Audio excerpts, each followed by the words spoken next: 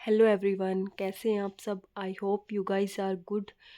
Guys, आज हम English grammar के एक one of the most important topic करने जा रहे हैं, जो हमारा होने वाला है वर्ब का। लास्ट क्लास में हमने एडजेक्टिव को कवर किया था, तो आज हम पढ़ेंगे वर्ब के बारे में। वर्ब क्या होती है और इसके जो टाइप्स है वो क्या क्या है। तो चलिए शुरू करते हैं। वर्ब इट मीन्स क्रिया। क्रिया क्या होती है? जब हमें किसी काम के करने या होने का पता लगे, वो क्या है? क्रिया कहलाती है।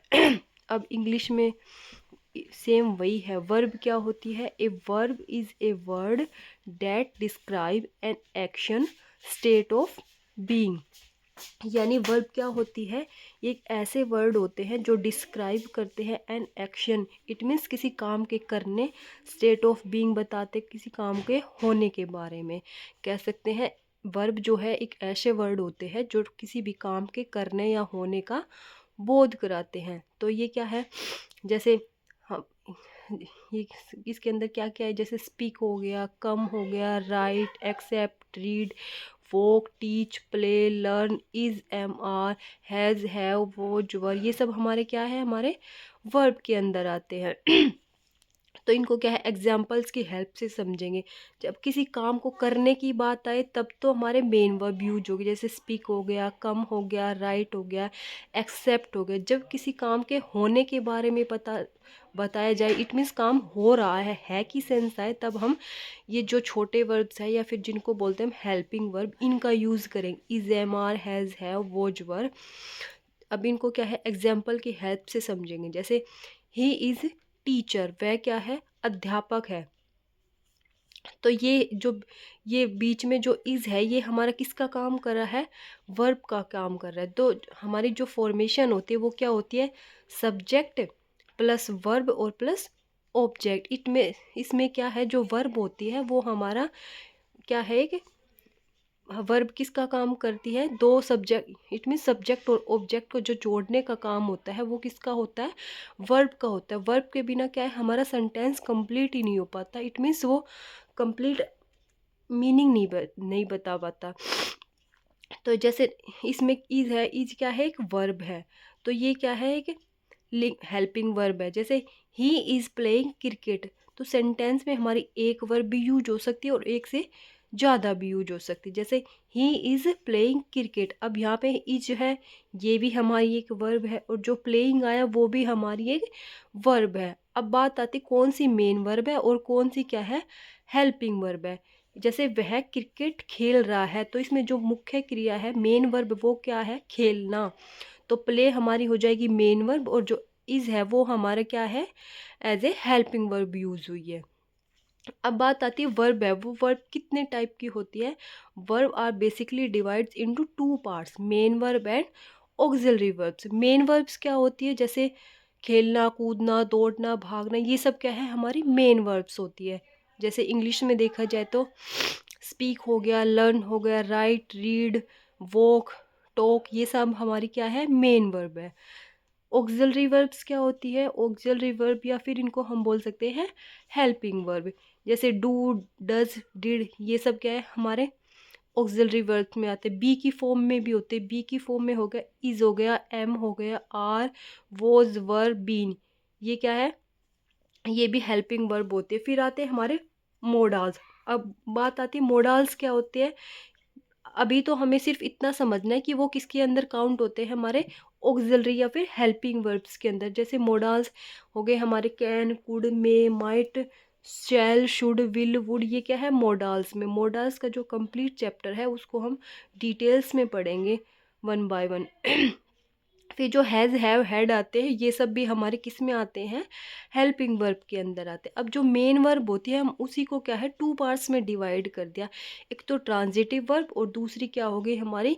इंट्रांजिटिव। अब ट्रांजिटिव और इंट्रांजिटिव का तो आपने मान लो नहीं पता, बट सकर्मक क्रिया और अकर्मक क्रिया तो सभी को पता होगी ना क्या होती है।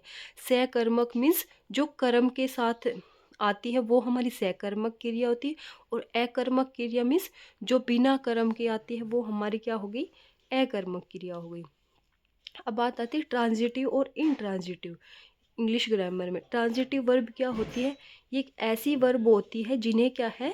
ऑब्जेक्ट की ज़रूरत होती है अपना कंप्लीट मीनिंग बताने के लिए। क्या है, एक ऑब्जेक्ट चाहिए।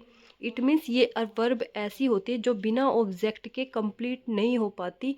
इट मीन्स ये अपना जो है अर्थ पूरा नहीं कर पाती। और जो इंट्रांजिटिव क्या होती है, उनको क्या है, किसी भी ऑब्जेक्ट की ज़रूरत नहीं होती, वे बिना ऑब्जेक्ट के क्या है अपना अर्थ जो है पूरा कर लेती है।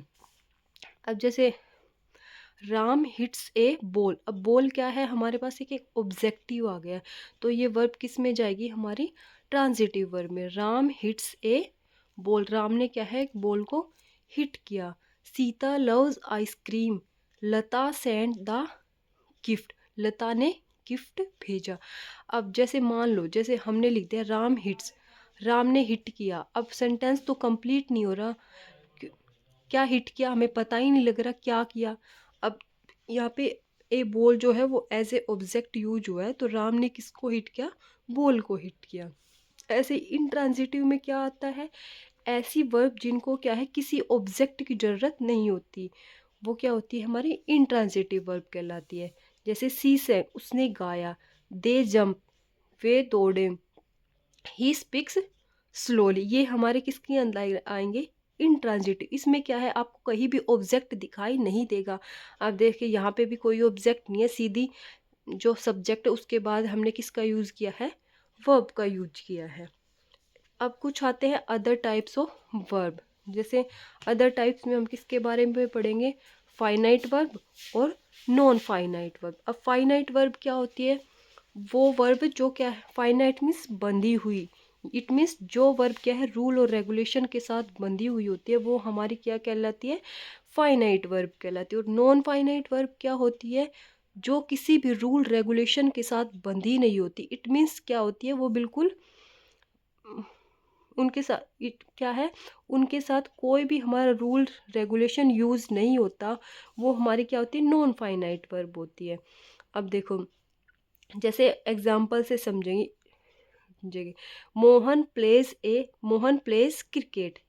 अब देखो ये हमारा क्या है, सब्जेक्ट है मोहन, प्ले क्या है हमारी वर्ब है, और ये हमारा क्या है, एक ऑब्जेक्ट है। अब ये नहीं पता कि ये वर्ब हमारे पास फाइनाइट है या फिर नॉन फाइनाइट वर्ब है। अब कैसे पता करेंगे, जैसे ये बिल्कुल सिंपल समझना, इट मीन्स जो वर्ब सब्जेक्ट के बिल्कुल पास में है या फिर सब्जेक्ट के नियर बाय है, तो वो वर्ब हमेशा कौन सी वर्ब होगी, फाइनाइट वर्ब होगी। जैसे कि हमने डेफिनेशन में भी पढ़ा है कि जो फाइनाइट वर्ब है वो अकॉर्डिंग टू सब्जेक्ट चेंज होती है। अब मोहन के अकॉर्डिंग ये वर्ब प्लेज हो क्या, या मोहन के अकॉर्डिंग यहाँ पे क्या आया है, वर्ब की फर्स्ट फॉर्म के साथ एस या ई एस आया है अकॉर्डिंग टू सब्जेक्ट। अगर यहाँ पे हम सब्जेक्ट को चेंज करते हैं तो ये वर्ब भी हमारी चेंज होगी, ये यहाँ पर फिर प्लेज नहीं आएगा, ये जो हम सब्जेक्ट लगाएंगे उसी के अकॉर्डिंग हो आएगी ये वर्ब। इट मीन्स जो वर्ब सब्जेक्ट के अकॉर्डिंग चेंज होते हैं वो हमारी क्या आएगी, फाइनाइट वर्ब।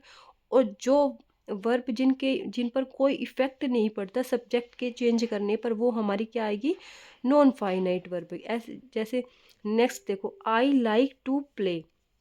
अब लाइक क्या है, लाइक हमारा फाइनाइट है। अब क्यों है फाइनाइट, एक तो ये है, एक पहचान तो ये है कि ये बिल्कुल क्या है सब्जेक्ट के साथ में है। सेकंड नंबर पे क्या है, अगर हम यहाँ पे सब्जेक्ट को चेंज करते हैं तो ये वर्ब हमारी क्या है, चेंज होगी, तो इसलिए ये क्या है, हमारी फाइनाइट वर्ब है। अब ये टू प्ले है, ये नॉन फाइनाइट इसलिए है क्योंकि सब्जेक्ट के चेंज करने पर ये चेंज नहीं होगा, ये टू प्ले ही रहेगा। अब यहाँ पे हम सब्जेक्ट कुछ भी यूज कर सकते हैं। ऐसे सी इज़ माई सिस्टर, इसी तरह इसके अंदर है, ये वर्ब क्या है हमारी, ये सब्जेक्ट के साथ में है, तो इसको हम क्या बोल सकते हैं, हम फाइनाइट वर्ब बोल सकते हैं। और ये क्या है, अकॉर्डिंग टू सब्जेक्ट चेंज होगी, तो ये क्या है हमारी फाइनाइट वर्ब। अब नोट है, ये जो मैंने बताया वही लिखा हुआ है। जैसे जो वर्ब सब्जेक्ट के साथ में रहती है और टेंस को बताती है, वो हमारी क्या होती है, फाइनाइट वर्ब कहलाती है। और जो वर्ब सब्जेक्ट से दूर रहती है, ऑब्जेक्ट से जुड़ी हुई होती है, वो हमारी क्या कहलाती है, नॉन फाइनाइट वर्ब कहलाती है। अब आती है नॉन फाइनाइट वर्ब। ये नॉन फाइनाइट वर्ब है वो कितने टाइप्स की होती है, जो नॉन फाइनाइट वर्ब है वो कितने टाइप्स की होती है, वो 3 टाइप्स की होती है, इन्फिनेटिव और जीरेंड और पार्टिसिपल। कितने टाइप्स की होती है नॉन फाइनाइट वर्ब, 3 टाइप्स में डिवाइड करते हैं, इन्फिनेटिव, जीरैंड और पार्टिसिपल। अब फिर ये जो पार्टिसिपल है ये आगे जाके 3 पार्ट्स में डिवाइड होता है, present participle, past participle and perfect participle. तो चलिए इनको वन बाय वन हम समझते चलेंगे। अब आता है इन्फिनेटिव। इन्फिनेटिव क्या होता है? वर्ब की फर्स्ट फॉर्म। ये क्या है? इन्फिनेटिव भी क्यों है? 2 पार्ट्स के अंदर डिवाइड होते हैं, एक तो बेयर इन्फिनेटिव और टू इन्फिनेटिव। बेयर इन्फिनेटिव के अंदर क्या आता है? इट मीन्स ऐसी वर्ब की फॉर्म जिसके साथ क्या है, इट मीन्स जिनके साथ क्या है, टू नहीं लगेगा, वो तो आएगी बेयर इन्फिनेटिव। और टू इन्फिनेटिव वो होती है जिस ऐसी वर्ब की फॉर्म जिनके साथ हमेशा टू का यूज़ होगा। अब देखते हैं बेयर इन्फिनेटिव क्या है और टू इन्फिनेटिव क्या होता है।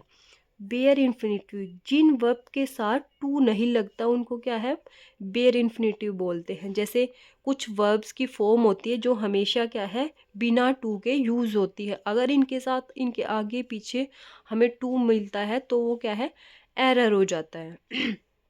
जैसे बिड हो गया, लेट हो गया, मेक हो गया, फील हो गया, वॉच हो गया, सी हो गया, नोटिस हो गया, ऑब्जर्व हो गया, एक्सेप्ट हो गया, बट एट्सेट्रा। इट मीन्स जहाँ कहीं भी आपको ये वाली वर्ब दिखाई दे, इनके साथ आगे या पीछे आपको टू लगा दे तो वो क्या है, हमारा एरर आएगा।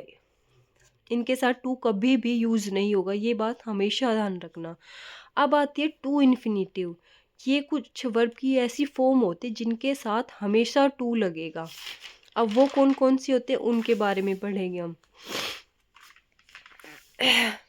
जैसे एग्री हो गया, इंटेंट हो गया, एम हो गया, वेंट हो गया, अरेंज हो गया, विश हो गया, एडवाइस हो गया, बैग हो गया। जैसे बोलते हैं ना, I beg to say that, तो मीन्स बैग के साथ टू लगेगा। एडवाइस टू हो गया, परपोज हो गया, बैन हो गया।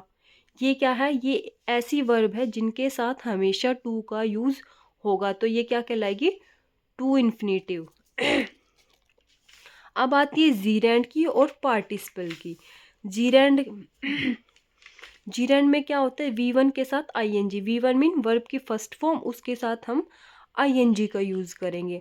अब इनका यूज़ कैसे और कहाँ होता है उसके बारे में पढ़ेंगे। चलो, ये क्या होता है, जीरैंड क्या होता है, ये बिल्कुल नाउन की तरह काम करता है। इसमें क्या है, एक्शन नहीं हो रहा होता, सिर्फ एक्टिविटी की हम बात करते हैं। ये क्या है, सिंपल देखो, जो जीरैंड होता है इसमें क्या है, वर्ब की फर्स्ट फॉर्म के साथ हम ING का यूज़ करेंगे। क्या है, एक्शन, इट मीन्स काम हो नहीं रहा होता, सिर्फ हम उस काम के बारे में इंफॉर्मेशन देते हैं कि, या इट कह सकते हैं कि उसके बारे में सिर्फ हम बताते हैं कि ये काम ऐसे है, वो काम उस टाइम पे हो नहीं रहा होता। जैसे वॉकिंग इज़ गुड एक्सरसाइज, चलना क्या है, स्वास्थ्य, चलना क्या है, अच्छा होता है। इट मीन्स चलना क्या, स्वास्थ्य के लिए अच्छा है। तो यहाँ पर हम चल नहीं रहे, सिर्फ उसके बारे में बता रहे हैं, वो काम हमारा अभी हो नहीं रहा है।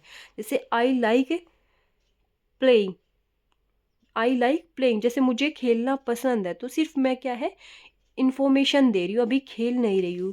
सी इज़ गुड इन टीचिंग, वह क्या है, टीचिंग में अच्छी है। तो ये क्या है, अभी वो पढ़ा तो नहीं रही, वो सिर्फ बता रही है कि वो अच्छी है।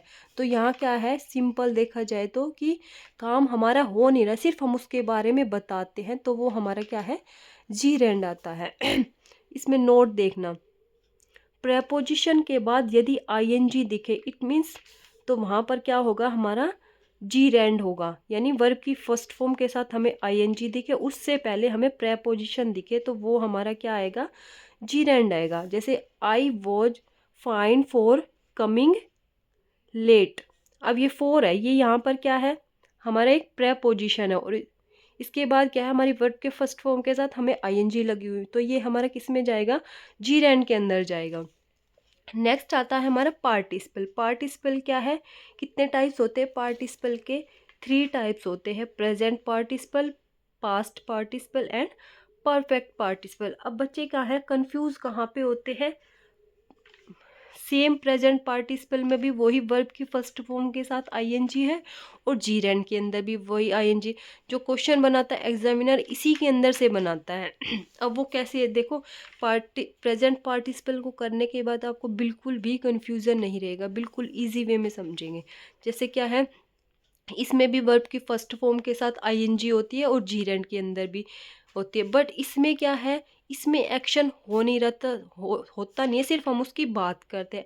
और जो प्रेजेंट पार्टिसिपल होता है इसके अंदर जो हमारी एक्टिविटी हो रही होती है, और वर्ब जो है वो एडजेक्टिव फॉर्म में होती है। एडजेक्टिव मीन्स जो नाउन या फिर प्रोनाउन को क्वालिफाई करे। और वर्ब के बाद हमेशा क्या है, एक नाउन मिलेगा हमें, ठीक है। जैसे अब देखो, India is a developing country, it means ये काम हमारा चल रहा है अभी। इंडिया क्या है, इंडिया का विकास हो रहा है, इट मीन्स वो काम हमारा अभी चल रहा है। और देखो, इसके एक तो ये हो गया, दूसरा क्या है, हमें वर्ब के बाद एक नाउन मिलेगा। तो जो कंट्री है वो हमारा क्या है, एक नाउन है। ऐसे ही आई फाउंड अमन वीपिंग, मैंने क्या है, अमन को रोते हुए पाया। तो अमन, मैंने ये अमन को क्या है, रोते हुए पाया, इट मीन्स ये एक एक्टिविटी भी हमारी चल रही थी। जैसे आई परचेज्ड ए डांसिंग डॉल, अब ये यहाँ पे ये क्या है, ये भी हमारे पास एक नाउन है। और मैंने कैसी गुड़िया खरीदी, नाचती हुई गुड़िया खरीदी, इट मीन्स वो नाच रही थी, वो काम अभी चल रहा था। तो ये देखो, जीरंड में तो क्या है, बिल्कुल सिंपल समझना, कोई कंफ्यूजन नहीं रहेगा। जीरंड में तो क्या है, सिर्फ काम हमारा हो नहीं रहा, होता नहीं है, इट मीन्स वो काम उस समय चल नहीं रहा होता, सिर्फ हम उसकी बात करते हैं। और प्रेजेंट पार्टिसिपल में क्या है, काम हमारा चल रहा होता है, और उसमें क्या है, जो वर्ब की फर्स्ट फॉर्म के वर्ब के बाद हमेशा एक नाउन मिलता है। ये देखो, जैसे यहाँ पे रहा, यहाँ पे रहा, ये रहा। ये क्या है, अब आता है पास्ट पार्टिसिपल। पास्ट पार्टिसिपल में कौन सी वर्ब आएगी, वर्ब की थर्ड फॉर्म का यूज़ करेंगे। इसमें क्या है, काम हमारा कंप्लीट हो चुका होता है। जैसे आई सा ए वाउंडेड पर्सन, मैंने एक घायल आदमी देखा। तो वाउंड इट मीन्स वो घायल पहले ही हो चुका था, कह सकते हैं कि हमारे देखने से पहले वो घायल हो चुका था। आई सा ए ब्रोकन लॉक, मैंने क्या है, टूटा हुआ ताला देखा, यानी वो ताला पहले से ही टूटा हुआ था। तो ये क्या है, हमारा पास्ट पार्टिसिपल। फिर नेक्स्ट आता है हमारा परफेक्ट पार्टिसिपल। इसमें क्या आता है, हैविंग प्लस में वर्ब की थर्ड फॉर्म का यूज़ करेंगे। इसमें क्या है, दो एक्टिविटी हमारी साथ में होती है। जो पहली एक्टिविटी होती है उसमें क्या है, हैविंग प्लस वर्ब की थर्ड फॉर्म लगाएंगे, और जो दूसरी एक्टिविटी होती है उसमें हम वर्ब की सेकंड फॉर्म लगाएंगे। ये इसमें क्या होता है, या तो हमें दोनों ब्लैंक के अंदर मिलेगी, या फिर कोई भी एक फिलअप में कोई भी एक ब्लैंक मिलेगी, और एक में वो खुद से भर के दे देगा। अगर जो V2 भरी हुई है तो हमें हैविंग प्लस में वर्ब की थर्ड फॉर्म भरनी है, और यदि हैविंग प्लस में थर्ड फॉर्म हमें भर के दे रखे तो वहाँ पर हमेशा वर्ब की सेकंड फॉर्म का यूज़ होगा। जैसे having pass UP TET she got job. Guys, आज हमारा वर्ब का जो चैप्टर था वो हमारा कंप्लीट हुआ। कल मिलते हैं एक नेक्स्ट वीडियो के साथ। और गाइस, वीडियो को कंप्लीट देखना, और वीडियो को देखने के बाद कमेंट्स जरूर करना। Bye bye, see you, take care.